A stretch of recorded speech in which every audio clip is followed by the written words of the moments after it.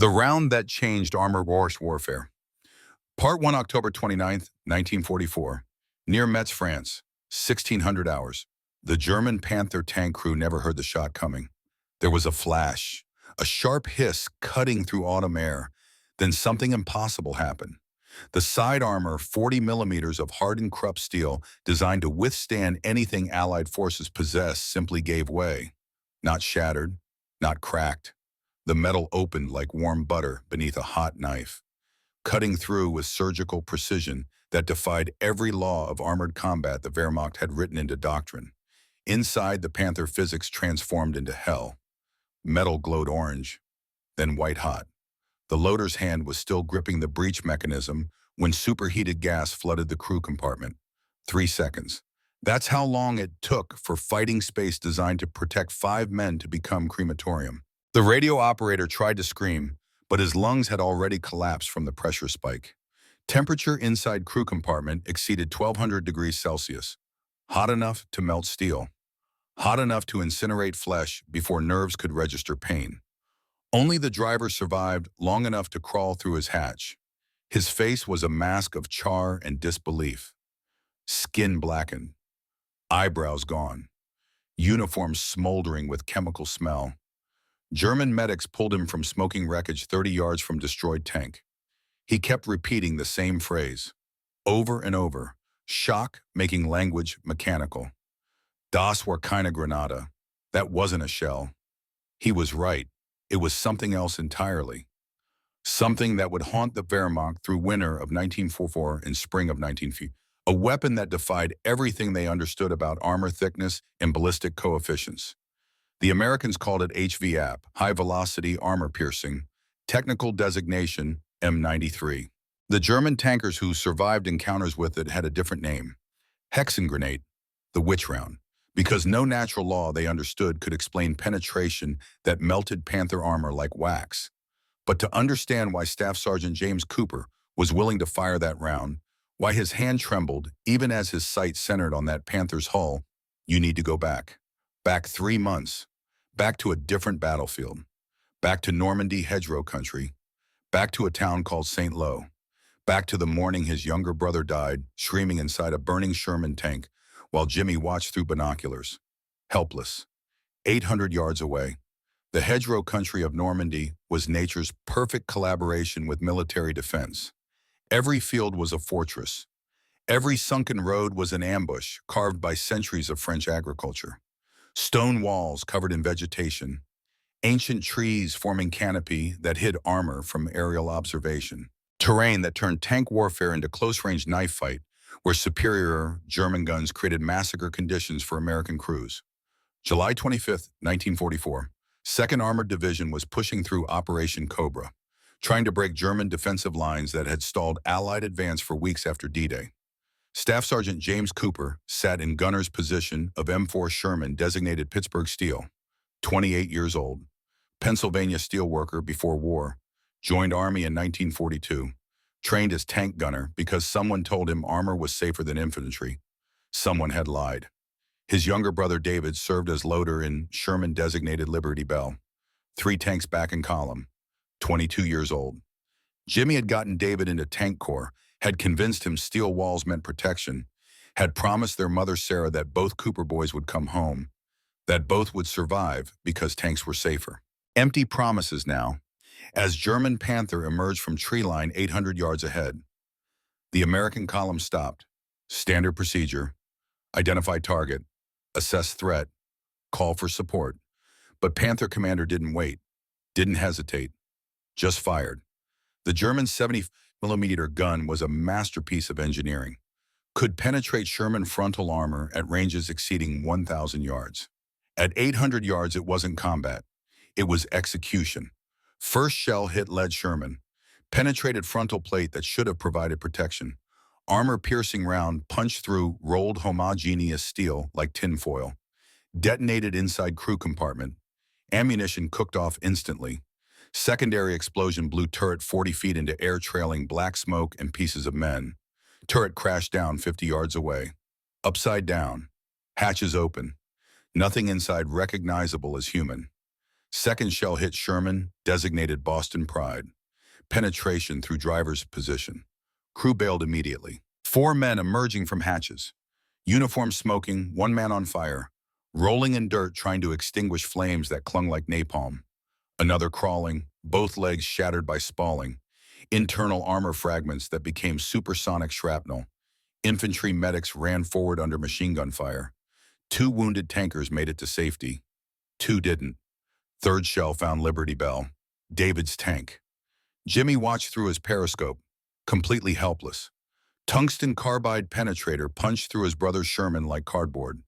The penetration created spalling. Fragments of interior armor breaking loose at hypersonic velocity, becoming shrapnel fired from inside the tank itself. David was loading a 75mm shell when spalling hit him. Took his left arm off at shoulder. Clean separation. Limbs simply gone. Then punctured both lungs. Multiple penetrations. He died in loader's position while Sherman burned from engine fire. Driver and gunner escaped through forward hatches. Tank commander tried to exit through turret. Didn't make it. Body found later, half in, half out. Burned beyond identification. Dog tags melted into chest. David died in his position. Never made it to hatch, age 22. Doing job his older brother convinced him was safe. 2 more bodies added to casualty statistics that were hemorrhaging American tank crews, making high command question whether Sherman could survive European theater, whether sending crews into steel coffins was sustainable strategy or organized murder. Captain Robert Davidson ordered immediate retreat. Standard doctrine when facing Panther. You don't fight, you run. Find infantry support. Call artillery. Do anything except engage in fair fight, because fair fight meant 5 Shermans destroyed for every German tank killed. The mathematics were genocide. The mathematics didn't care about courage. Mathematics cared about armor thickness and muzzle velocity. And those equations favored Germany. Pittsburgh Steel reversed. Backed out of kill zone, left burning Liberty Bell behind because staying meant dying. Left David's body because recovery was suicide.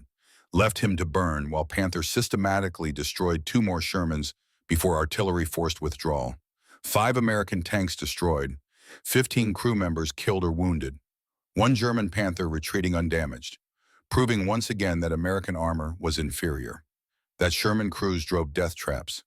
That courage meant nothing against engineering. August 2nd, 1944. Pittsburgh, Pennsylvania, 3,000 miles from French hedgerows. Jimmy stood beside his mother at David's funeral. Flag-draped coffin.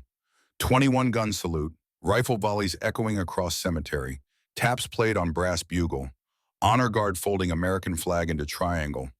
Presenting it to Sarah Cooper with rehearsed condolences that meant nothing. The telegram had arrived 3 days after St. Lo.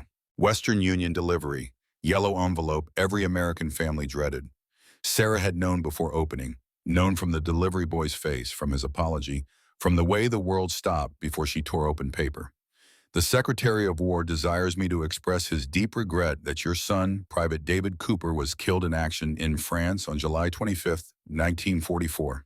Standard language. Impersonal bureaucracy used for thousands of families. It reduced David's death to administrative detail. Reduced burning alive at 22 to line item. Reduced youngest son, who loved baseball, to statistics. KIA. Killed in action. Body recovered. Sarah Cooper was 51 years old. Had buried husband in 1935 after steel mill accident. 9 years of widowhood raising 2 sons alone. Working 3 jobs. Keeping small house in Pittsburgh. Sending both boys to high school. Watching Jimmy join Army. Watching David follow because younger brothers always follow.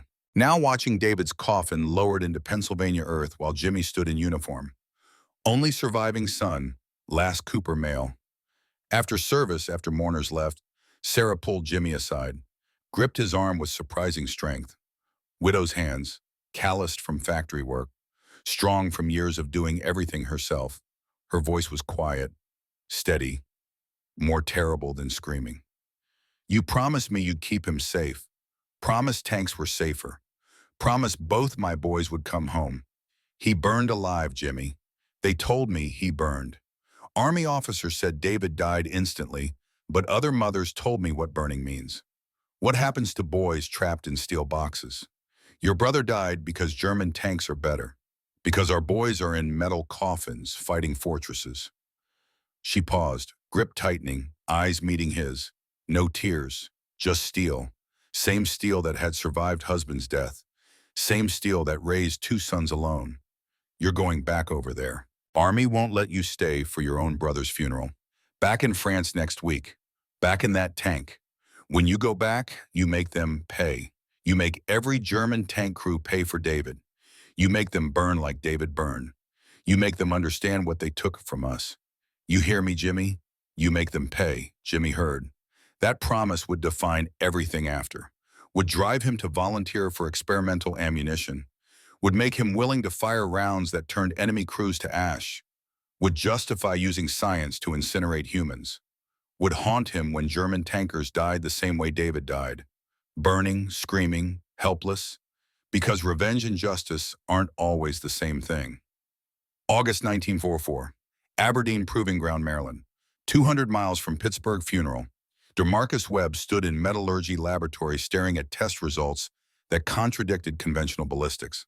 Tungsten carbide penetrator, moving at 400 feet per second, had just punched through 4 inches of hardened steel. Clean hole, edges melted smooth as glass. The physics were sound, the engineering revolutionary, the implications terrifying.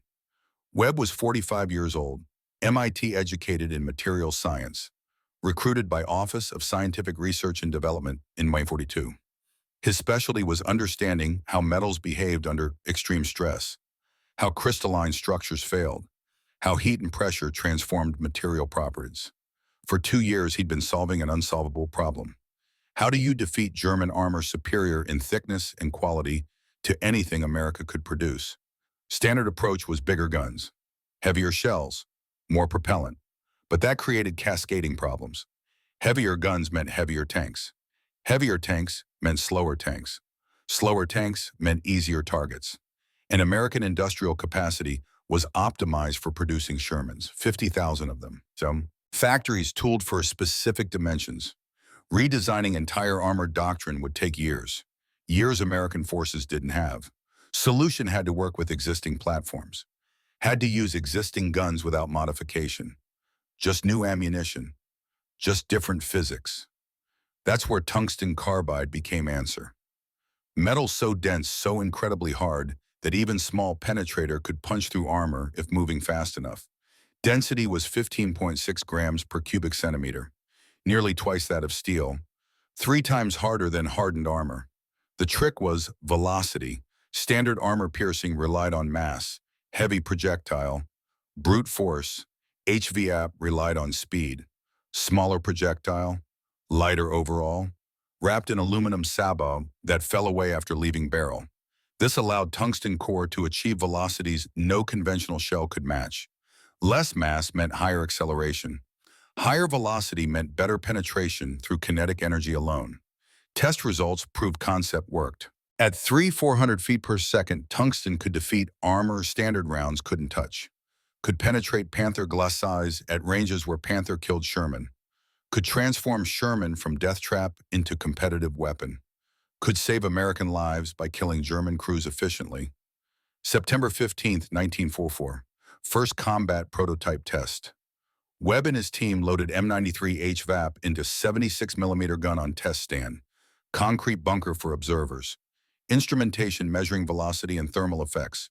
Target was captured, Panther frontal, armor position 200 yards downrange. Actual combat armor. Actual German steel. Real-world test.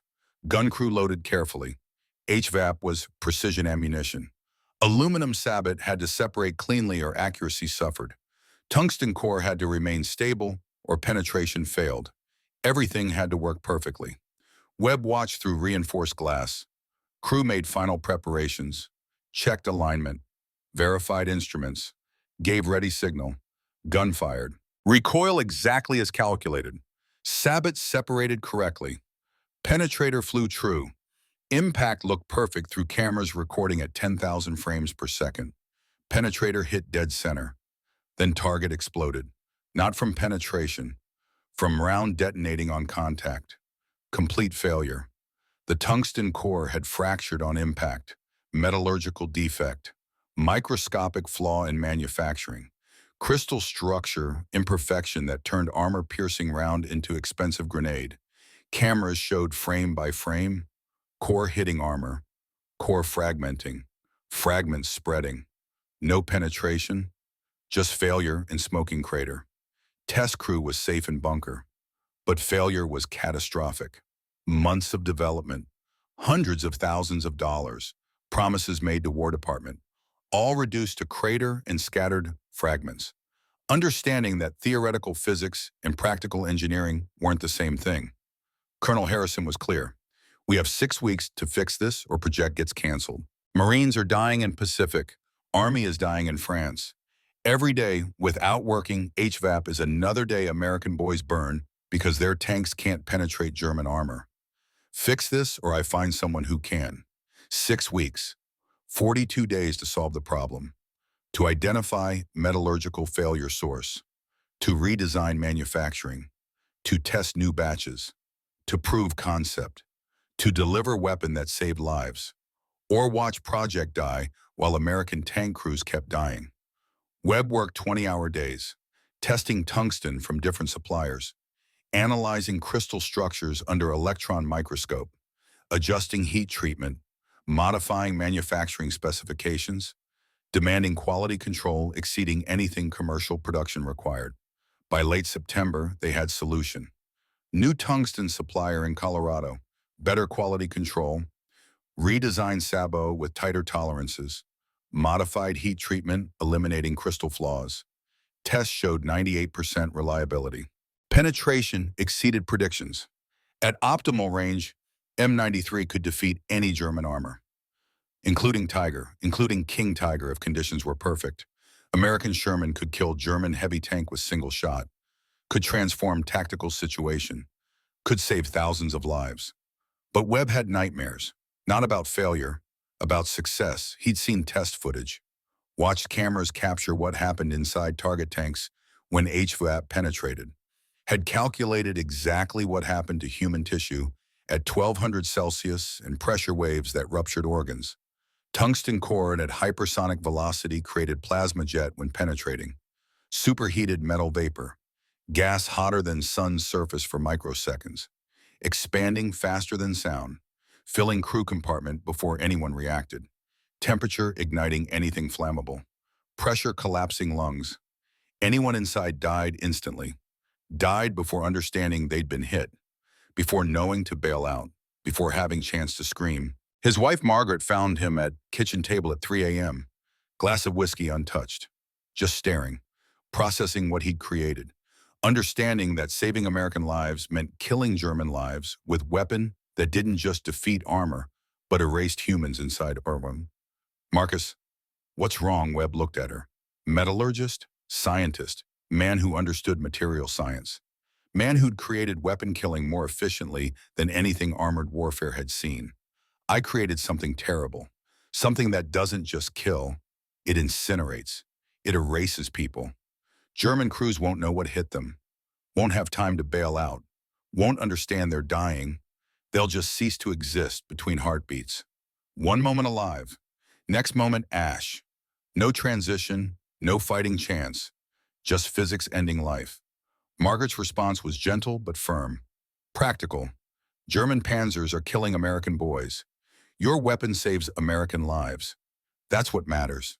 Isn't it? Webb didn't have answer. Didn't know if saving American lives justified creating a weapon that killed so efficiently, but he approved production anyway. Because scientists solve technical problems. Morality was someone else's job. First batch shipped to Europe October 10, 1944. Destination veterans Sherman crews who'd proven they could handle experimental ammunition. Crews who'd survived multiple engagements. Crews like Staff Sergeant James Cooper's platoon. Veterans who'd lost brothers to German armor. Veterans who'd welcome anything that let them kill Panthers. October 1944, somewhere in France. Oberleutnant Wilhelm Adler sat in commander's cupola of Panther No. 3T2, 34 years old, Prussian military family going back 3 generations. Joined Wehrmacht in 1938 because that's what Prussian sons did. Fought in Poland, France, Russia. Commanded Panzer III at Kursk.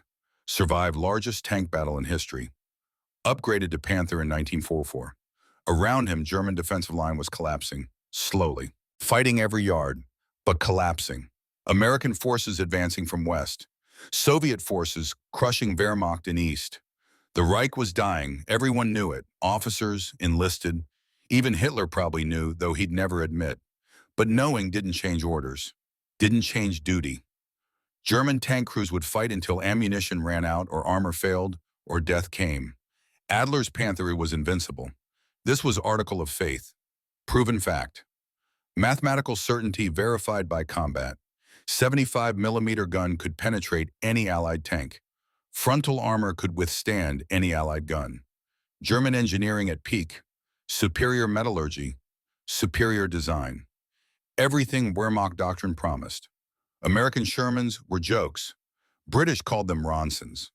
Reference to lighter advertisement. Lights first time every time. Because Shermans burned so reliably when penetrated. Ammunition and sponsons. Gasoline engine.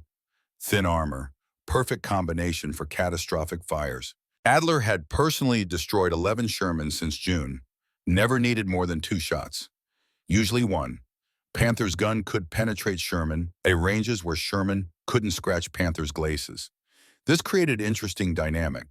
Adler could sit in position and destroy American tanks at leisure, like shooting gallery. Americans would advance. Adler would fire. Americans would burn or retreat. Repeated until Americans gave up or called artillery. Then Adler relocated, started again. Mechanical, predictable, almost boring in efficiency. He'd written to his wife Anna yesterday, told her about latest engagement, 4 Shermans destroyed, 0 damage to his Panther, crew uninjured, another successful defensive action. The Americans are brave, but bravery doesn't defeat steel. They charge our positions in inferior machines. It's admirable and tragic, like medieval knights charging machine guns. They die heroically, but they still die. And we kill them because our tanks are better. Because German engineering is superior. Anna had written back. Letters took weeks, but they came. She told him about their daughter Elizabeth, 6 years old now, learning to read, asking when Papa would come home, asking why war continued. Questions Anna couldn't answer. Letters reminded Adler that war wasn't abstract, that he fought for family, for daughter needing father, for wife needing husband, for home needing defense. Wehrmacht armor doctrine was built on Panther and Tiger superiority. German tanks would establish defensive positions, force allies to attack, destroy Allied armor at range. This required fewer tanks, but better tanks. Quality over quantity. German crews were better trained, better equipped, more experienced. This should have been enough, but numbers were becoming problem. Germany had produced 6,000 Panthers total. America had produced 50,000 Shermans. Soviet Union had produced tens of thousands of T-34s. Even with 5-to-1 kill ratios, mathematics favored allies. 50,000 divided by 5 equaled 10,000 German tanks destroyed. Germany didn't have 10,000 tanks. Barely had 1,000 operational on Western Front. Adler didn't think about strategic situation. Couldn't afford to. Thought only about tactics, about keeping crew alive, about killing Allied tanks before they killed him, about trusting German engineering, about believing Panther's armor would protect them, about faith that superior steel meant survival, about confidence that American guns couldn't penetrate. That faith was about to shatter. By American science, by tungsten carbide at velocities making armor irrelevant, by desperate innovation transforming inferior guns into superior weapons, by physics that didn't care about German excellence or Krupp steel or Wehrmacht doctrine, by rounds that would kill with efficiency that collapsed morale before armor failed. October 23, 1944. 2nd Armored Division Headquarters, France. Captain Robert Davidson assembled his platoon of 5 Shermans. His crews were veterans, had fought from Normandy through France, had lost tanks to German guns, had lost friends to Panther ambushes, had learned hard lessons. These were survivors. Men who'd learned to respect enemy weapons while maintaining aggressive tactics. Now they were being given something new, something classified, something nobody would explain. Supply sergeant delivered wooden crates stenciled in red. Experimental. Authorized personnel only. Handle with extreme care. Inside were 30 rounds, 6 per tank. Each looked different from standard ammunition. Smaller diameter, lighter weight. Strange two-piece construction with aluminum sabot wrapped around darker, denser core that absorbed light. Ordnance officer's briefing was minimal. Cryptic, almost deliberately vague. This is M93 HVAP, high-velocity armor piercing. Experimental ammunition, extremely expensive. Each round costs more than you make in a month. Extremely limited supply. Use only against heavy armor. Panthers, tigers, king tigers if you encounter them. Nothing else. Do not waste these on anything standard AP can handle. Make every shot count. Questions. Jimmy Cooper raised his hand. Training. Curiosity. Need to understand. Sir, what do they do? How are they different? Ordnance officer's smile was strange. Uncomfortable. Like man who knew something he wished he didn't. Like man who'd seen test footage. They work, Sergeant. That's all you need to know.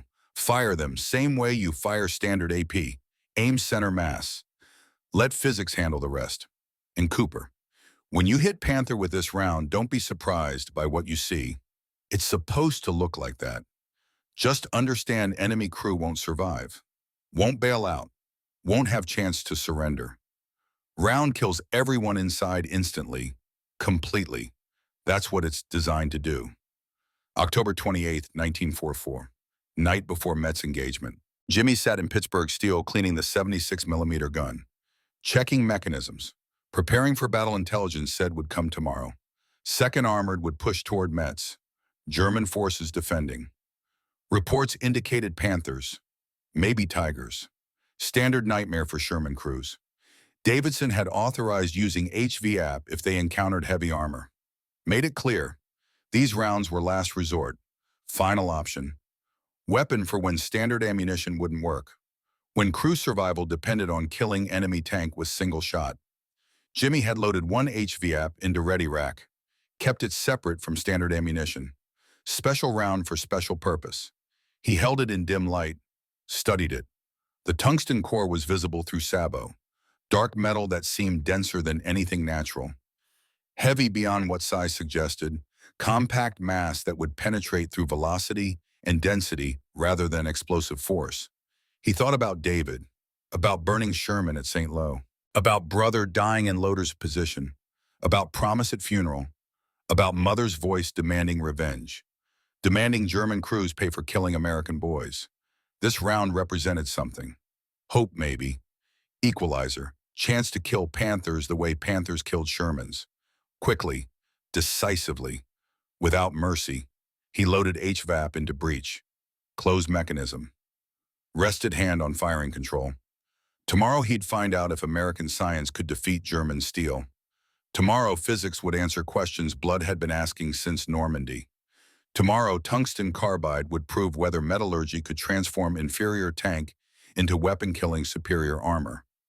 Tomorrow revenge would have face, would have target, would have tungsten core traveling at 300-400 feet per second. Tomorrow German tankers would learn what American tankers already knew. That steel doesn't protect. That armor is illusion. That death comes from unexpected directions at impossible speeds. That war transforms physics into weapon. That science makes killing efficient. Tomorrow, at Metz, where impossible would become real, where witch round would prove magic was just physics nobody understood yet. Viet Tiep Part 2, Theodani Voidodai Fornizen to Toyan Thimdisaid. Orchestrated narrative structure for cinematic war story continuation. User wants me to write Part 2 following the outline provided earlier. Let me review the key elements for Part 2. Part 2. The Witch Round 4004, 300 words. Key sections. 1. Metz, the impossible kill. IR 25, Sedro. Hook number 6, first shot. The kill detailed description. German investigation. The unknown weapon. 30-0. Twist number 2. American moral conflict. German perspective. Hook number 7, refusal to advance. 3. Battle of the Bulge. Desperate testing. 036. 0. Set up Ardennes offensive. Twist number 3, Jimmy's failure wastes 2 HVAP rounds. Climax number 2, Bastogne. Defense 4. Adler's hunt. The predator becomes prey, or 40, 0. Hook on by 8, deliberate engagement. The ambush. Twist number 4, unexpected mercy. Jimmy spares fleeing German crew. Important requirements. No dashes/hyphens in the text. 4,000 words target. Cinematic prose optimized for TTS. Limited dialogue with emotional impact. Target audience, U.S. males, 60 plus. Visual storytelling and emotional intensity. Rhythmic pacing. Let me write part 2 now. The round that changed armored warfare. Part 2, October 29th, 1944. 1,400 hours, 3 kilometers east of Metz. 2nd Armored Division encountered German defensive position blocking approach to city. 3 Panthers positioned on ridge overlooking narrow road. Perfect ambush setup. German tank commanders were confident. They had elevation advantage, superior range, better armor, standard tactical superiority that should have meant easy American kills. Should have meant 3 more Shermans burning while Panthers retreated unscathed. Captain Davidson's platoon stopped at Forest Edge. Assess its situation through binoculars. Standard doctrine said call artillery. Wait for air support. Anything except engage Panthers directly at disadvantageous range. But artillery was supporting different sector 15 miles north. Air support was grounded by weather moving in from Atlantic. Low clouds, poor visibility. Infantry needed armor support to advance across open ground, or German machine guns would cut them down. The Shermans had to engage, had to somehow neutralize 3 Panthers or watch American foot soldiers die in fields. Davidson gave orders over radio. Tactical frequency, all units engage. Target Panther on left first. Concentrated fire. Cooper, your primary shooter. Use the special round. Jimmy Cooper's hands were steady as he rotated turret left. Tracked lead Panther in gunner's sight. Crosshairs centering on hull. Range 800 yards. Perfect distance for German gun to penetrate Sherman armor like paper. But also distance where Sherman's standard 76mm had minimal effectiveness against Panther's sloped frontal armor. Engagement at this range was usually suicide. Usually meant watching your shot bounce off while German return fire killed you. He checked ammunition. HV8 round loaded, ready. Tungsten carbide wrapped in aluminum sabot. Waiting to prove whether American science could defeat Wehrmacht steel, whether physics could overcome engineering, whether revenge could be delivered at 300-400 feet per second. On target. Davidson's voice was calm, professional, commander who'd learned to control fear. Fire when ready. Jimmy's finger tightened on trigger. He thought about David, about burning Sherman at St. Lo, about brother dying in Loader's position, about promise made at funeral, about mother's voice demanding payment, about tungsten carbide moving faster than anything German armor was designed to stop. He fired. The recoil felt different, sharper than standard ammunition. The report was louder, distinctive crack that echoed across valley. Through periscope, Jimmy watched sabots separate from tungsten core mid-flight, watched dark streak cross distance in fraction of second that human eye could barely register. Watched impact. The Panther stopped. Simply stopped. Like someone had cut power to engine. No explosion, no dramatic ammunition detonation, no turret blowing off, just immediate cessation of all movement. Engine noise died. Treads stopped rotating. Everything became still. For 3 seconds, nothing else happened. German crew didn't bail out, didn't attempt escape, didn't radio for help. Just silence from tank that should have been fighting back. Then hatches erupted. Black smoke poured out. Not normal gray smoke from engine fire. This was darker, thicker. Chemical smoke with smell that carried even to Pittsburgh Steel's position 300 yards away. Smell of burning metal mixed with something organic, something terrible. Then screaming, high-pitched, desperate, inhuman sounds that made Jimmy's stomach turn cold and his hands start shaking on controls. 2 German crew members emerged from commander's cupola, uniforms smoking, faces blackened beyond recognition, skin charred, hair gone. They collapsed on Panther's deck, thrashing, trying to extinguish flames that weren't visible but were consuming them from inside. from superheated gas that had filled crew compartment, from thermal flash that had burned lungs, from pressure spike that had ruptured organs. German infantry medics ran toward tank from defensive positions 50 yards behind ridge, stopped halfway, couldn't approach closer because heat radiating from Panther's hull was too intense. One German crew member managed to crawl to edge of hull, arms moving, legs pushing, then stopped. Not moving after that, just still, smoke rising from body. Other crew member rolled off deck, fell 10 feet, didn't get up. The other two Panthers retreated immediately. Full reverse, engines roaring. Didn't fire return shots, didn't attempt engagement, didn't follow doctrine that said fight from defensive positions. Just fled. German tank commanders who'd faced American Shermans dozens of times, suddenly treating combat like encountering something beyond comprehension, something outside training, something that made armor meaningless and survival impossible. Inside Pittsburgh Steel, nobody spoke. Loader stood frozen with neck shell in hands. Driver sat motionless at controls. Davidson stared through commander's periscope. Jimmy sat looking through gunner's sight at Panther that should have killed them, should have penetrated their Sherman first, should have won engagement according to every tactical calculation, but instead sat smoking, crew dead or dying. Destroyed by single shot from inferior tank using superior ammunition. Davidson's voice broke silence, professional tone returning. Commander processing what he'd witnessed. Good shot, Cooper. Textbook. Target destroyed, all units moving up to secure position. But it wasn't textbook. Textbook kills looked different. Artillery strikes that destroyed tanks with explosions. Armor-piercing rounds that penetrated and detonated ammunition. Quick crew deaths from shrapnel and fire. This looked like murder. Looked like weapon that didn't just defeat armor, but erased humans inside. Made them scream before killing them. Made them suffer in ways that violated unspoken rules about how soldiers died. Jimmy had wanted revenge, had wanted Germans to pay for David. Now seeing payment delivered, he felt sick. Felt like something had broken inside him, along with something breaking inside that Panther. He'd killed before, had destroyed German tanks with standard ammunition, had watched crews bail out and surrender or die fighting. But this was different. This wasn't combat. This was science transforming humans into ash and memory. This was physics ending lives before those lives understood they were ending. He thought about Mother's voice. Make them pay. Make them burn. Make them understand what they took from us. Payment delivered. Germans burning, understanding nothing except pain in final 3 seconds. Was this what she wanted? Was this what revenge looked like? Screaming men with blackened faces crawling across tank deck.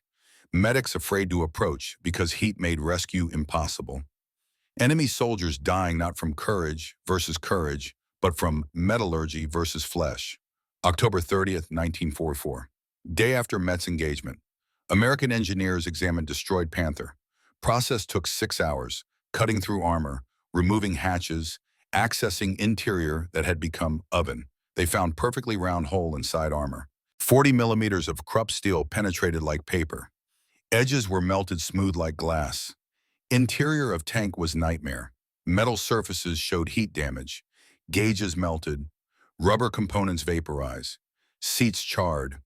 And bodies. German crew had died from combination of pressure trauma and thermal flash. Medical officer's report was clinical. Detached. Lungs collapsed from pressure spike. Internal organs ruptured. Third-degree burns covering 100% of body surface.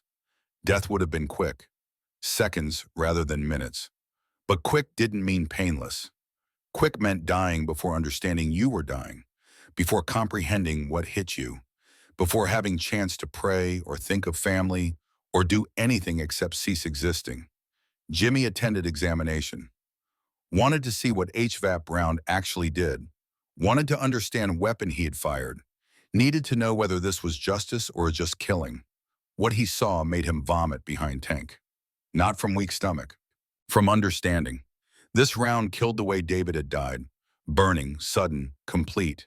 He'd become what he hated. Had used German methodology against Germans. Had reduced enemy crew to ash using American science. That night he wrote letter to mother. Didn't mail it. Just wrote because words needed to exist outside his head. Mom, I killed Germans today. Killed them the way they killed David. Made them burn. Made them scream. You told me to make them pay. I did. Payment looks different than I thought. Looks like boys my age dying in metal coffin because science on my side was better than science on their side. I don't feel good about this. I feel sick. Feel like I became thing I was fighting. Don't know how to feel in anything else. Don't know if this is what you wanted. Don't know if revenge is supposed to feel hollow. He burned letter in trash barrel outside headquarters tent. Couldn't send it. Mother wanted revenge. He delivered. Couldn't tell her revenge felt like losing part of himself. Couldn't explain that killing efficiently didn't feel like victory. Felt like crossing line that couldn't be uncrossed. November 2nd, 1944. Wilhelm Adler received report from Tank Battalion headquarters. 3 Panthers lost to unknown American weapon near Metz. Crews killed instantly. No survivors able to describe what happened. Just destroyed tanks and dead men. Bodies burned beyond recognition. Dog tags melted. Identification through dental records and location in crew compartment. German technical intelligence officers were investigating. Initial theories ranged from new artillery round to some kind of incendiary weapon. Americans might have developed white phosphorus shell that somehow penetrated armor. Might have chemical weapon. Might have something that violated Geneva Convention. Speculation was wild because facts didn't make sense. Adler read casualty reports, names of crews killed. He'd known 2 commanders. Good men, experienced tank veterans, survivors of Russia and France, killed by single shots from American Shermans that shouldn't have penetrated Panther armor at reported ranges. Something was wrong. Something had changed. Something Americans were using that Wehrmacht doctrine didn't account for. Wehrmacht Technical Intelligence Waffenamt dispatched investigative team to Metz. They examined destroyed Panthers, found penetration characteristics that defied explanation. Holes too clean, too precise. Temperature estimates suggested impact zone reached 1200 Celsius. But how American 76mm guns couldn't generate that energy, not with standard ammunition. This had to be something new, something experimental, something Americans were deploying without announcement. Technical team collected samples, analyzed metal fragments, found traces of tungsten carbide at penetration site. Tungsten, material Germany used for machine tools and armor-piercing ammunition. But tungsten at velocities that made no sense, moving faster than any gun should propel projectile, creating temperatures that shouldn't be possible. Someone in America had solved problem Wehrmacht scientists hadn't solved. Someone had made small-caliber gun defeat heavy armor through physics alone. Report went up chain of command. Reached tank battalion commanders within days. Adler read assessment with growing unease. Americans possess unknown armor-defeating weapon. Penetration characteristics suggest extremely high-velocity projectile, possibly tungsten-based. Conventional tactics ineffective against this ammunition. Recommend immediate tactical reassessment in armor reinforcement programs. But there was no time for reassessment. No resources for reinforcement. War was accelerating. Allies advancing. Wehrmacht retreating. Every day counted. Every hour mattered. German tank crews would have to fight with armor they had, with tactics they knew, with faith that steel would protect them. Faith that was eroding with every report of impossible American penetrations. November 5th, 1944. Adler's Tank Battalion received orders to establish defensive position near Nancy. Standard mission: block American advance, destroy Sherman tanks, maintain line until infantry could reinforce. Simple on paper, deadly in execution. But when Adler briefed his crews about mission, reaction was different than expected. Hesitation, fear, questions about the new American round that didn't officially exist but everyone had heard about. Unteroffizier Schmidt, commander of Panther 334, spoke up during briefing. Young, 26 years old, veteran of Eastern Front. Oberleutnant, what if Americans have more of these rounds? What if they can penetrate us anywhere? Any range? Our armor means nothing. If they have weapons that bypass thickness, how do we fight weapon we can't defend against? Other commanders nodded. Agreement spreading through briefing tent. Confidence cracking. Faith eroding. Adler tried reassurance. Tried leadership. Tried logic. German steel is superior. Panther armor is designed to defeat any Allied weapon. These mysterious kills were flukes, tactical errors, weak points hit by chance rather than design. We maintain discipline. We maintain defensive posture. We fight as trained. We survive by trusting our tanks. But doubt had entered. Doubt was poison for tank crews. Confidence came from trusting armor, from believing steel would protect.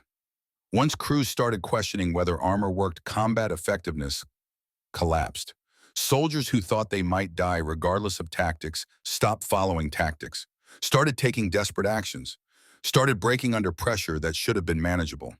Adler needed answers, needed to understand what Americans had deployed, needed to restore his crew's faith in German armor superiority. He made decision. He'd hunt for these mystery rounds, engage American Shermans directly, observe their weapons, maybe capture one of these special rounds intact for technical analysis. Risky, but necessary, because uncertainty was killing his battalion faster than American shells, because fear was more dangerous than enemy weapons, because commanders led by example, and example meant taking risks subordinates feared. December 16, 1944, Germany launched Operation Wacht am Rhein, the Ardennes Offensive. Hitler's last desperate gamble to split Allied forces, capture Antwerp, forced negotiated peace before Reich collapsed completely. Over 200,000 German troops, hundreds of tanks, including Panthers, Tigers, King Tigers, massive artillery support. Everything Wehrmacht could scrape together for one final push westward. Initial phase was successful beyond planning staff's expectations. Surprise was complete. American lines broke in multiple sectors. German armor poured through gaps, overran positions, captured supplies, pushed deep into Allied territory. For 72 hours, Wehrmacht seemed unstoppable. Tank columns advancing, infantry overwhelming surprised American units. Everything going according to plan, momentum building, victory seeming possible. But supplies were problem. Fuel was critically limited, ammunition was scarce, and American resistance was stiffening as reinforcements arrived. Initial surprise was wearing off. Allied commanders were responding, defensive positions hardening. The offensive was slowing, stalling, running out of resources before running out of enemies. 2nd Armored Division was repositioned to blunt German advance. Emergency orders. Move north immediately. Establish defensive line. Hold at all costs. Jimmy Cooper's platoon received orders to hold crossroads near Bastogne. Critical position. If Germans captured crossroads, they could push supplies forward, could maintain momentum, could possibly succeed. If Americans held German offensive, would stall from logistics failure before tactical failure. Resupply convoy brought ammunition during the night of December 19th. Among supplies were 60 HVAP rounds. First resupply of experimental ammunition since Metz. Captain Davidson distributed them carefully, precisely. 10 rounds per tank for 6 tanks in defensive position, with explicit orders that came from division command. Only against heavy armor, only killing shots. We don't waste these. Every round has to count because we might not get more. Germans are throwing everything at us. Panthers, Tigers, maybe King Tigers. Save HVAP for when you need it most, when survival depends on single perfect shot. December 20th, 1944. Dawn. German attack came through fog. Panthers emerged from tree line like iron ghosts, frost covering hulls, exhaust creating white clouds, at least 6 visible through morning mist, maybe more behind them, maybe entire battalion pushing toward crossroads that 5 American Shermans were defending. Mathematics said Americans should retreat, should call for support, should avoid engagement against superior numbers of superior tanks. But infantry was behind them. Wounded being evacuated through crossroads. Supply trucks moving ammunition forward. Field hospital treating casualties. If Shermans retreated, everything behind them became target. Germans would overrun positions, kill wounded, capture supplies, break through to Bastogne. They had to hold. Had to somehow stop 6 Panthers with 5 Shermans. HVAP. Rounds were only chance, only equalizer that made impossible mathematics slightly less impossible. First Panther appeared at 400 yards. emerging from fog like nightmare becoming real. Jimmy fired immediately, no hesitation, no doubt. HVAP round hit turret side. Panther stopped, began smoking. Kill confirmed. Crew bailing out, 1 down, 5 remaining. Second Panther at 350 yards. Closer, more dangerous. Pittsburgh Steel's loader chambered another HVAP round. Smooth practice motion. Jimmy aimed, fired, miss. The round went high, over target, hit nothing, disappeared into fog. Wasted. $100 of tungsten carbide gone. One future kill lost. Panic set in, hands shaking. Third Panther was closing. 200 yards, point-blank range where Panther could penetrate Sherman easily, where German gunnery advantage meant certain kill. Jimmy fired third HVAP round. Another miss. Hit ground in front of Panther. Exploded harmlessly. Created crater but didn't stop tank. Another waste. Another future around American life potentially lost because he'd panicked. Because fear had overridden training. Because pressure had broken discipline. His loader chambered fourth HVAP round. Movement automatic. Professional despite chaos. Despite German shells hitting around Pittsburgh Steel. Despite reality that they were outnumbered and outgunned, and only special ammunition was keeping them alive. Jimmy tried to steady breathing. Center mass, like training, like Mets. Ignore everything except sight picture. Crosshairs on target, finger on trigger. He fired, hit. Panther stopped. Turret hatch blew open. Black smoke. Kill confirmed. But 2 HVAP rounds wasted meant 2 Panthers that could have been killed weren't. Meant American infantry might die later because Jimmy had panicked. Might die because he'd let fear override training. Because even perfect weapon in imperfect hands was still limited by human error. Battle continued through day. German Panthers kept attacking. American Shermans kept defending. Trading shots, taking casualties, holding position because orders said hold, and soldiers followed orders even when orders meant probable death. By nightfall, Germans had lost 9 Panthers to HVAP rounds. Americans had lost 2 Shermans to conventional fire. 3 crew members killed, 7 wounded. The crossroads held. Infantry evacuated successfully. Supply line maintained. But cost was high. Jimmy sat in Pittsburgh Steel that night counting rounds. They'd started with 10 HVAP, expended 8. 2 hits wasted on misses. 6 hits produced kills. 75% kill ratio. Should have been 100%. His failure might cost American lives later when they faced Panthers without adequate HVAP ammunition because he'd panicked and wasted shots that couldn't be replaced. Captain Davidson climbed into tank. Sat beside Jimmy in dim interior, lit only by red combat lights. Didn't speak for a long time.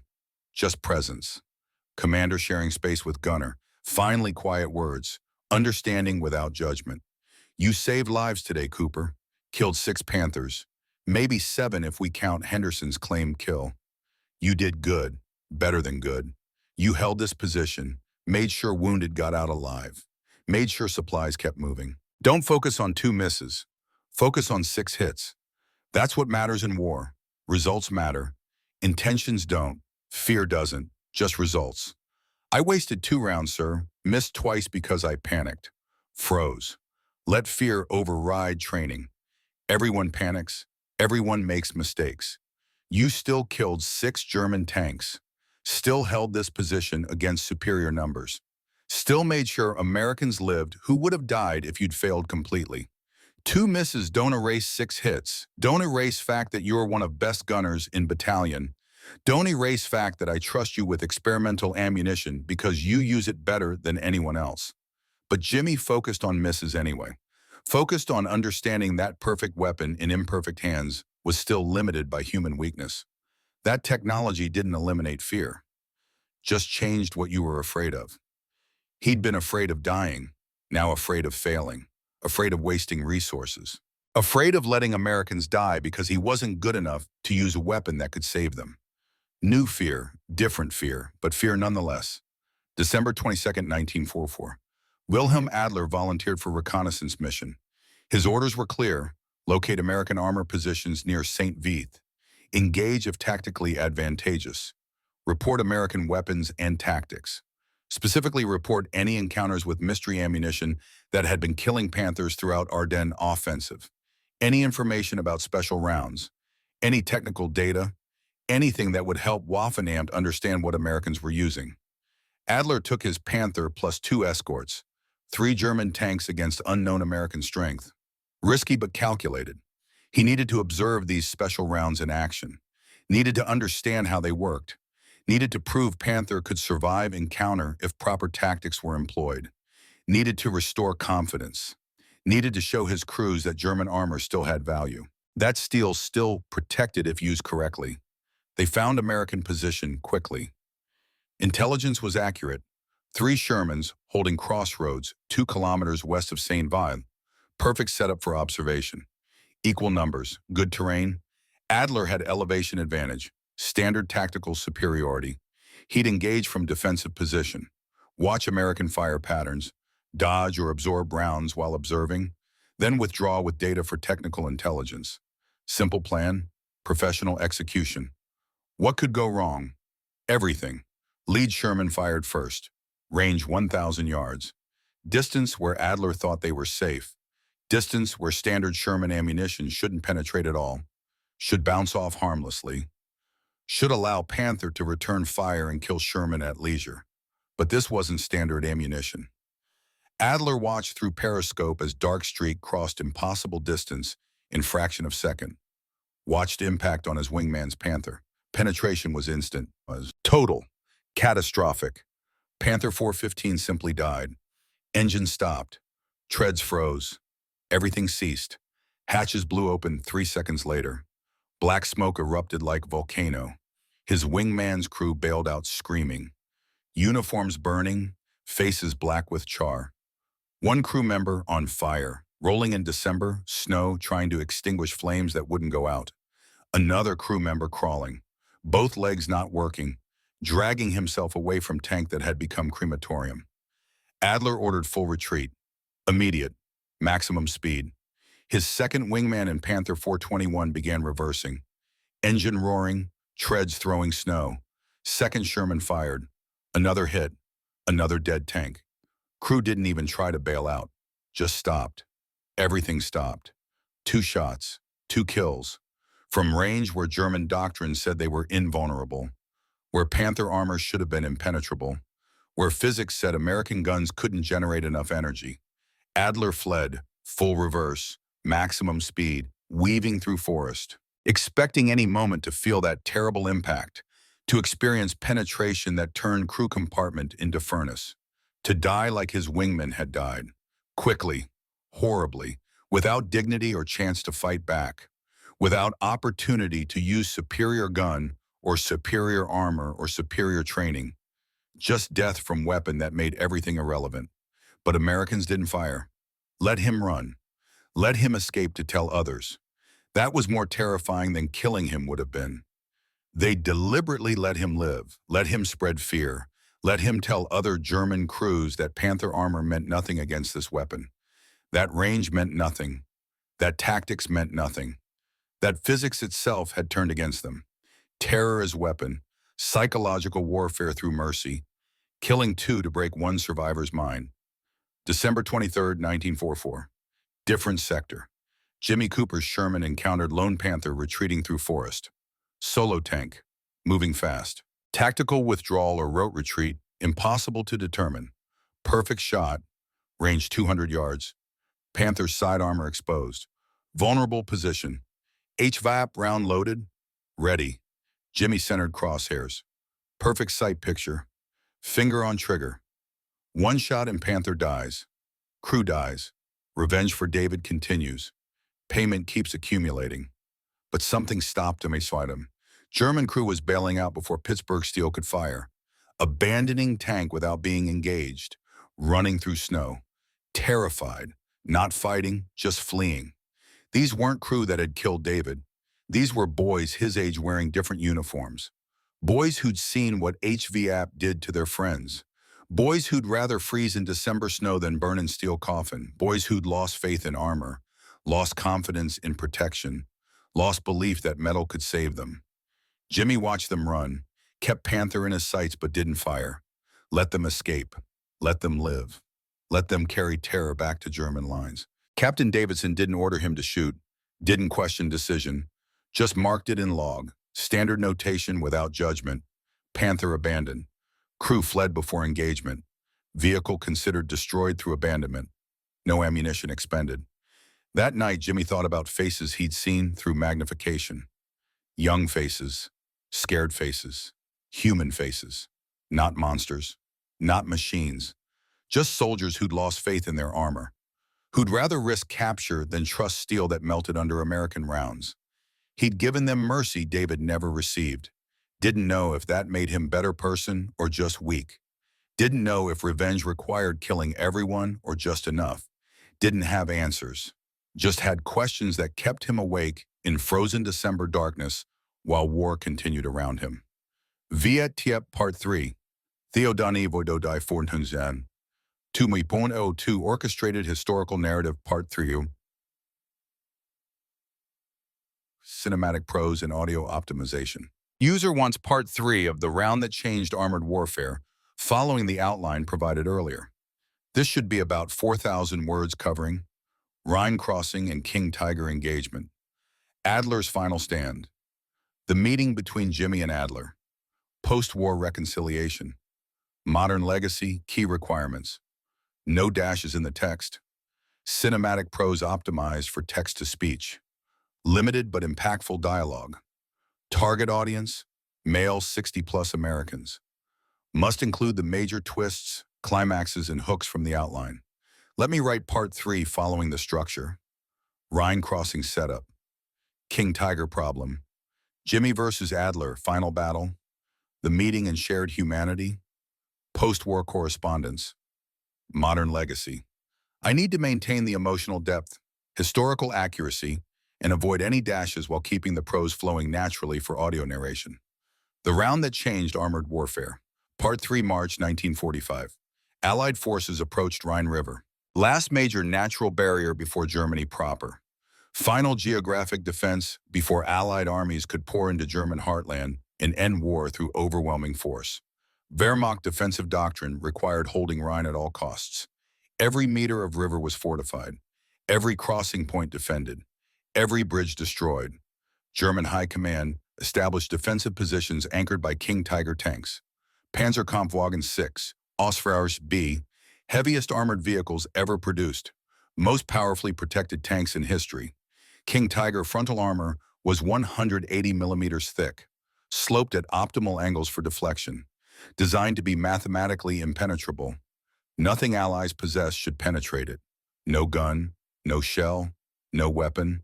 German commanders staked entire defensive strategy on this invulnerability.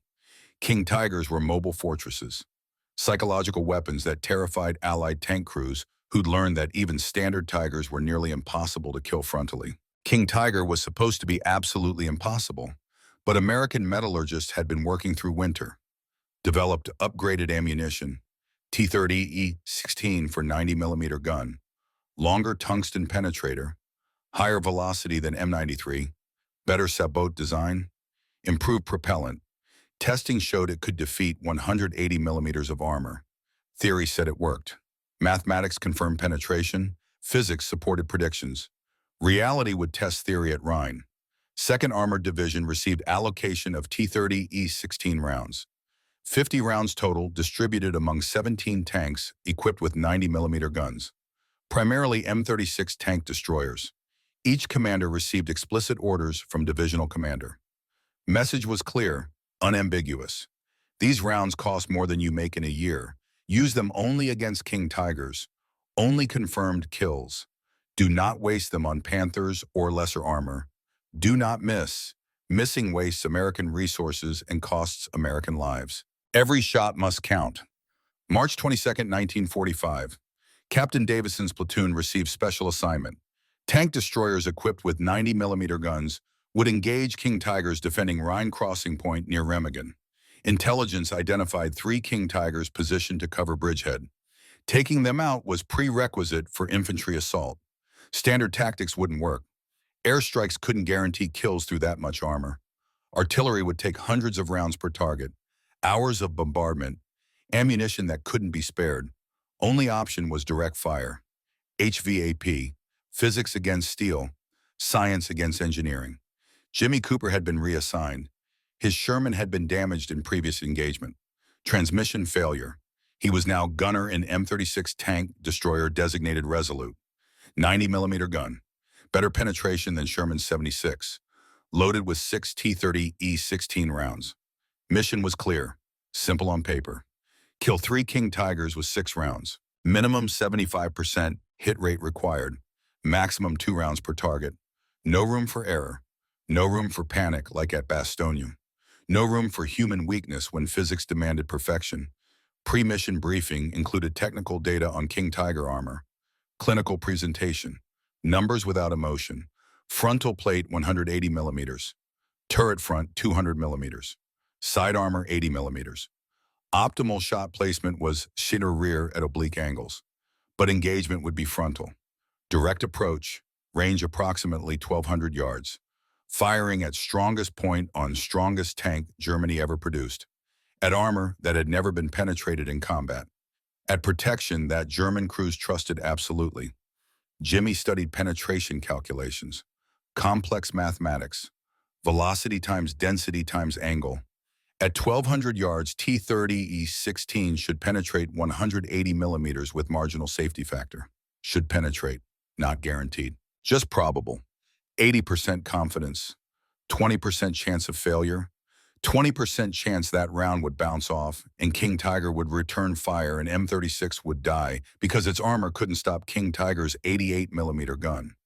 He thought about David, about Panthers at St. Lo, about German crews he'd killed at Metz and Bastogne, about crews he'd spared in December Forest, about whether this war would ever end or just continue until everyone who remembered why it started was dead, until Europe was empty of young men, until only old men and women remained to bury bodies. Davidson pulled him aside. Private conversation away from other crew members, commander to gunner, professional to professional. Cooper, you're my primary shooter for lead King Tiger. When we engage, you take first shot. Henderson backs you up in second destroyer. If you hit, King Tiger dies. If you miss, we all might die because return fire from 88-millimeter gun will penetrate us easily. King Tiger can kill us at ranges where we can barely hurt it. No pressure. Just wanted you to know what's riding on your shot. Wanted you to understand that entire assault depends on killing those 3 tanks. Yes, sir. I'll make it count. I know you will. You've made every important shot count since Metz. You're best gunner I have. That's why you're shooting first. That's why I trust you with first round. Because you don't miss when it matters. But Jimmy remembered Bastogne, remembered 2 wasted rounds, remembered panic, remembered fear overriding training, remembered that even best gunners missed when pressure exceeded breaking point. March 23, 1945. Dawn. Wilhelm Adler sat in commander's cupola of King Tiger No. 213. Around him, German defensive positions were being systematically destroyed by Allied artillery. Preparation bombardment. Standard Allied doctrine. Shell everything before attacking. Wehrmacht was collapsing. Everyone knew it. Officers privately. Enlisted openly. Even propaganda couldn't hide reality. But orders were clear. Orders were always clear. Hold Rhine. Delay Allied crossing. Make them pay for every yard. Die in place if necessary. Adler's crew was nervous. More nervous than he'd ever seen them. They'd heard stories.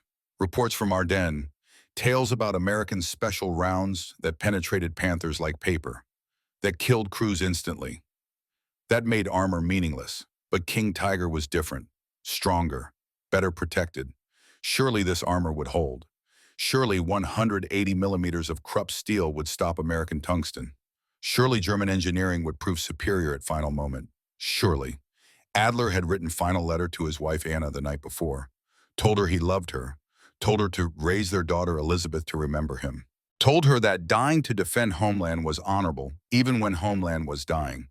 But he'd also told her about fear, about not trusting armor anymore, about understanding that no matter how thick steel was, American science seemed to penetrate it, about feeling helpless inside tank that was supposed to make him invincible, about knowing that superior weapons meant nothing if enemy had even more superior weapons.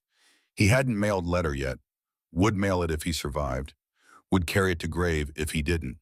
Either way, words were written. Truth acknowledged. Fear admitted. He wasn't hero from propaganda posters, just man in tank hoping armor was thick enough to keep him alive one more day. One more hour, one more minute, 08:15. American tank destroyers appeared at Forest Edge, range 1,200 yards. Extreme distance for engagement. Adler ordered his gunner to fire. King Tiger's 88mm KWK-43 gun was accurate at this range. Should kill American tank destroyer easily. Should penetrate thin armor. Should stop assault before it began. First shot missed. American vehicle was moving, weaving, making itself difficult target, denying German gunnery advantage through maneuver. Second shot hit. Glancing blow against M36's angled hull. Didn't penetrate, just deflected. Sparks. Scar on armor. No kill. American tank destroyer stopped, steadied, settled into firing position. Adler knew what was coming. They were preparing to fire, preparing to use whatever special ammunition had been killing Panthers. He ordered his driver to reverse, put more armor between them and Americans, put distance, put time.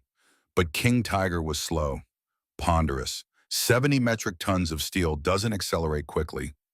Jimmy Cooper centered crosshairs on King Tiger's glacis plate. Most protected point. Worst possible shot placement. Only shot available because tank was facing him directly. Front of tank. 180 millimeters of sloped armor. Should be impenetrable. Should deflect any round. Mathematics said penetration was impossible at this angle and range. But T-30E-16 wasn't following old mathematics. Was following new physics. Physics that made impossible merely improbable. He fired. The recoil was massive. 90mm gun kicked harder than anything he'd fired before. Through periscope, Jimmy watched tungsten penetrator cross distance. Watched impact dead center on glacis plate. Watched physics challenge engineering. For heartbeat, nothing happened. German crew inside King Tiger probably thought they'd survived. Probably felt relief that armor had held. Probably started to feel confidence returning. Started to believe German steel was still superior. Then turret hatches blew open. Black smoke erupted, thick, chemical. Flames followed seconds later. Orange, yellow, hot enough to see from 1,200 yards away. Adler's crew bailed out. Commander emerged first. Dropped to ground, crawled away from burning King Tiger. Uniform smoking, face blackened, hair gone, but alive. Gunner and loader followed. Moving quickly, terror driving them, survival instinct overriding training that said fight to last round. Driver didn't emerge. Caught inside when ammunition cooked off. Dead before knowing he was dying. Dead from fire spreading from crew compartment to hull. Dead from physics that had penetrated 180 millimeters of finest steel Germany ever produced. Dead proving that no armor was thick enough. That American science had won arms race. That Wehrmacht's technological advantage was gone. That faith in German engineering was misplaced faith. The myth died with that tank. Myth of German armor superiority. Myth of invulnerability. Myth that engineering could defeat physics. T-30E-16 had done impossible. Penetrated armor that wasn't supposed to be penetrable. Proven that thickness had limits. That metallurgy could be overcome. That tungsten carbide moving fast enough didn't care about how thick steel was, or how well it was made, or how much faith crews placed in it. Other King Tigers retreated, didn't engage, didn't attempt to fight, just withdrew. German defensive line at Rhine collapsed within hours. Americans crossed, built pontoon bridges, poured troops and armor into Germany proper. War would continue another 6 weeks, but outcome was no longer in doubt. Germany had lost, physics had won, science had proven more powerful than engineering. Mathematics had overcome faith. March 23rd afternoon, American forces secured Bridgehead. Engineers examined destroyed King Tiger. Process took 8 hours. Cutting through armor, accessing interior, documenting damage for technical intelligence reports. They found same penetration characteristics as Panthers. Clean hull, melted edges, Interior destroyed by thermal flash and pressure. Body of German driver was unrecognizable, burned beyond identification. Just another casualty in war that measured success in tons of steel, destroyed and lives erased from existence. Jimmy walked to King Tiger's position, wanted to see what his shot had done, wanted to understand weapon that had killed David finally being answered by weapon that killed like David died. Wanted closure maybe, wanted understanding, wanted something that would make last 8 months of killing feel meaningful instead of just mechanical. Found German commander sitting 30 yards from destroyed tank. Not prisoner technically, just man sitting, staring at wreckage, hands shaking, face gray with ash and trauma and exhaustion that went beyond physical, beyond anything sleep could cure. He looked up as American approached. Didn't stand, didn't try to run, just sat. Beyond fear, beyond resistance, beyond everything except exhaustion that came from surviving when death seemed certain. He spoke in accented English, good English, educated English. You were the gunner. I saw your vehicle. You made that shot. 1,200 yards, frontal armor, perfect placement. You killed my tank, killed my driver. Nearly killed me. Jimmy nodded, didn't know what to say. What do you say to man whose crew you just incinerated? What words exist for a moment like this? What communication bridges gap between killer and survivor? Adler reached into his uniform pocket slowly, carefully, showing American he wasn't reaching for weapon, wasn't threatening, just retrieving something. Pulled out photograph, black and white, worn from handling, creased from being carried in pocket through months of combat. Handed it to Jimmy, my wife Anna, my daughter Elizabeth, 6 years old now. I will not see them again. Your weapon saw to that. I am prisoner now. War is over for me. Germany is dying, Reich is collapsing. But I wanted you to see, wanted you to know that man you nearly killed had family, had life, had future that doesn't exist anymore. Was not just target, not just enemy. Was human with people waiting for him. Jimmy stared at photograph. Woman and small girl, smiling, peaceful, untouched by war, safe in moment frozen by camera before everything changed.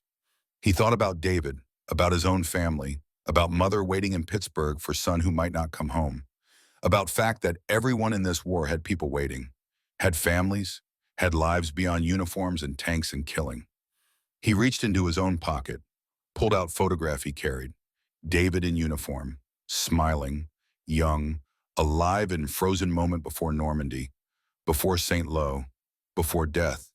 My brother David, 22 years old, killed by Panther tank in July, burned alive because German gun was better than American armor. I've been killing your tanks ever since, killing them the way they killed him, making German crews burn. But burning doesn't feel like justice, just feels like burning, feels like revenge that doesn't satisfy, feels like killing that doesn't bring him back. Adler studied photograph, nodded slowly, understanding passing between enemies, recognition that transcended uniforms and flags and reasons for fighting. We are same. You and I, both killers, both victims, both trapped by steel and science and nations that sent us to kill each other. Your brother, my crew, my wingmen, my friends, all dead because engineers made weapons that work too well, made armor that doesn't protect, made war too efficient at creating corpses, too good at ending lives, too successful at destroying everything except guilt. They sat together, enemy soldiers, American gunner and German tank commander, sharing photographs, sharing grief, sharing understanding that war had made them into things they hadn't wanted to be, killers who were good at killing, survivors who'd watch brothers die, men who'd carry ghosts until ghosts outnumbered living, until memories weighed more than present. MP Patrol arrived to collect prisoners. Standard procedure. Process enemy soldiers. Move them to camps. Begin documentation. Adler stood, returned Jimmy's photograph. Careful handling, respectful gesture. Jimmy returned Adler's photograph. Brief moment of connection across war's divide. Understanding that even in killing there could be recognition. That enemies could see each other as humans before returning to roles war demanded. As MPs led Adler away, he called back. Final words. Testament from survivor to killer. Your weapon. The round that penetrates everything. It's not witchcraft like my men said. Not magic. Just better physics. Better science. My country lost technological race. Lost ability to protect us. You won. But winning just means killing efficiently. Doesn't mean you're better humans. Just better scientists. Just better at transforming physics into death. Jimmy watched German prisoners march toward POW processing. Thought about tungsten carbide and metallurgy and physics that transformed war into science experiment. Thought about David burning and German crews burning and whether any of it made world better. Whether efficiency at killing was progress. Whether technology that ended lives faster was advancement. Whether science that made murder simple was achievement worth celebrating. May 8, 1945, Germany surrendered. War in Europe ended. Statistics were compiled. Numbers that reduced horror to mathematics. M93 HVAP and T30 E16 rounds had accounted for less than 5% of all tank ammunition expended during war, but over 30% of confirmed heavy armor kills in final 6 months. Efficiency that bordered on surgical. Each round, when properly employed, worth 20 conventional shells. Physics defeating engineering. Science overcoming steel. But human cost told different story. Interviews with surviving German tank crews revealed lasting psychological trauma. Men who'd survived Eastern Front, who'd endured Stalingrad and Kursk in every horror war could produce. Reported nightmares about burning shot, about round that came without warning and left nothing but molten metal and ash. Some refused to talk about it at all, their silence more eloquent than any testimony, their refusal to remember more revealing than detailed accounts.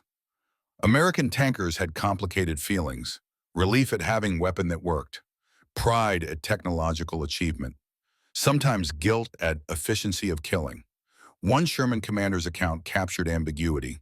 We'd see them bail out, and they'd be different, shaking, broken, not from fear of dying, but from fear of dying like that, instantly, without chance. Without hope, armor would save them. We'd killed their faith before killing them. Made them understand their tanks were coffins. That scared them more than dying. Understanding that protection was illusion, that steel was just metal that melted. Jimmy Cooper received Bronze Star for actions at Rhine Crossing. Declined ceremony, didn't want medal for killing. Didn't want recognition for using science to incinerate humans. Didn't want to stand in front of officers and accept praise for becoming efficient at death. Just wanted to go home. Wanted to see mother. Wanted to try forgetting things that couldn't be forgotten. Wanted to become person who existed before war. Impossible desire.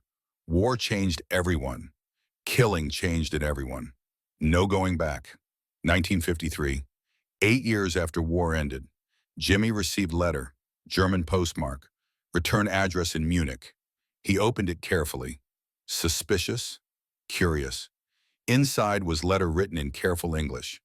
Precise English, from Wilhelm Adler. Dear Sergeant Cooper, 8 years since Rhine. 8 years since you destroyed my King Tiger. Since you nearly killed me. Since physics defeated steel and American science won war. I wanted you to know I survived. Returned to Anna and Elizabeth. Rebuilt life from nothing. Found work as mechanical engineer. Irony not lost on me. Engineer who designs machines that don't kill. Tried to forget war. Cannot forget. Cannot forget sound of tungsten penetrating steel. Cannot forget crew members who died. Cannot forget moment when I understood armor meant nothing. But also cannot forget moment we sat together. Showed photographs. Recognized each other as humans. That moment taught me something important. Something that justifies surviving when better men died. War makes us killers, but we choose whether killing makes us monsters. You chose mercy when you let German crews flee. Chose humanity when you saw my family photograph. Chose to be more than weapon you were trained to use. Chose to remain human when war wanted us to be machines. I teach this to Elizabeth now. Teach her that enemies can be humans. That wars end, but humanity continues. That her father survived because American soldiers saw him as father instead of target. Thank you for that gift. Thank you for letting me live to raise her.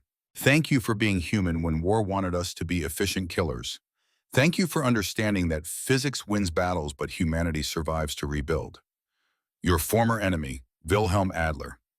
Jimmy sat holding letter, tears on face, not from grief alone, from understanding, from recognition that war's purpose wasn't killing, was survival, was protecting people you loved by defeating people who threatened them, but also was carrying cost, carrying ghosts, carrying knowledge that you'd done terrible necessary things that couldn't be undone, that efficiency at killing didn't erase humanity, that science made murder simple but didn't make it right.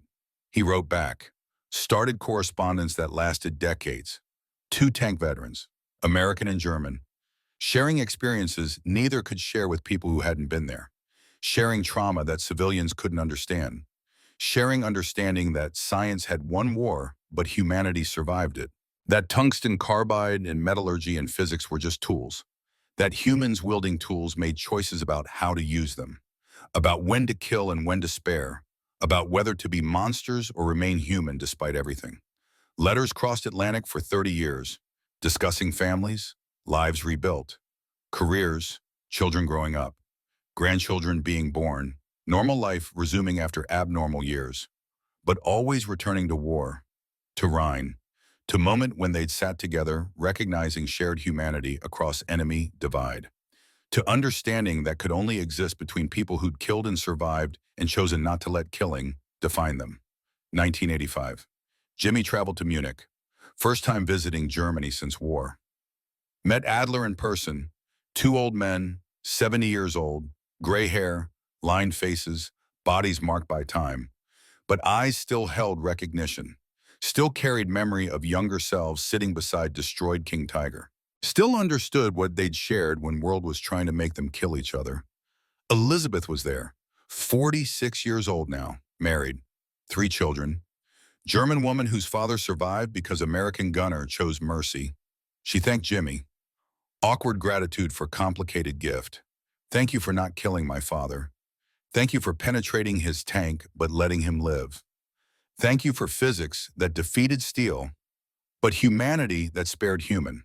Modern day, defense contractors manufacture tungsten penetrators for every anti-tank weapon. Science that seemed like witchcraft in 1944 is fundamental to military engineering.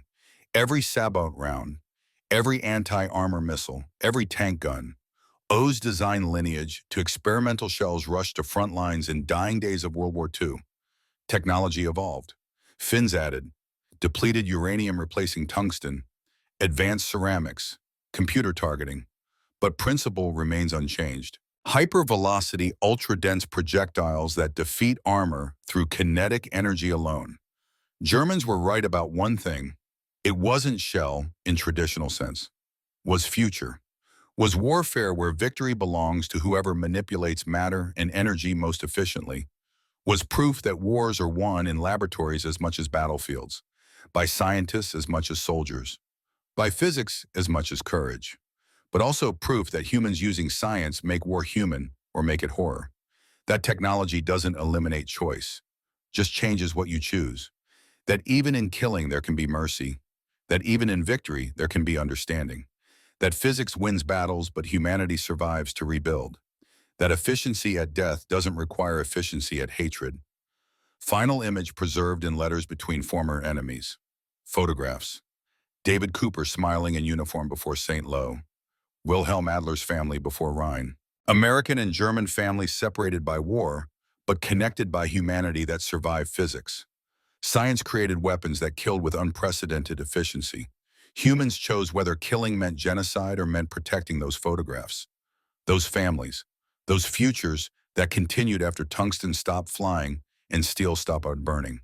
That was legacy, not just HVAP rounds or tank kills or technological superiority, but choice to remain human, choice to see enemy as human, choice to spare when you could kill, choice to rebuild after destroying, choice that made victory something more than efficiency at murder, made it foundation for peace that followed, for correspondence between former enemies. For Elizabeth Adler, growing up with father because American gunner chose mercy. For David Cooper, being remembered not just as casualty, but as reasoned brother learned difference between revenge and justice. Wars end. Technology advances, humans remain. That's legacy worth remembering. That's truth worth teaching. That's understanding worth preserving.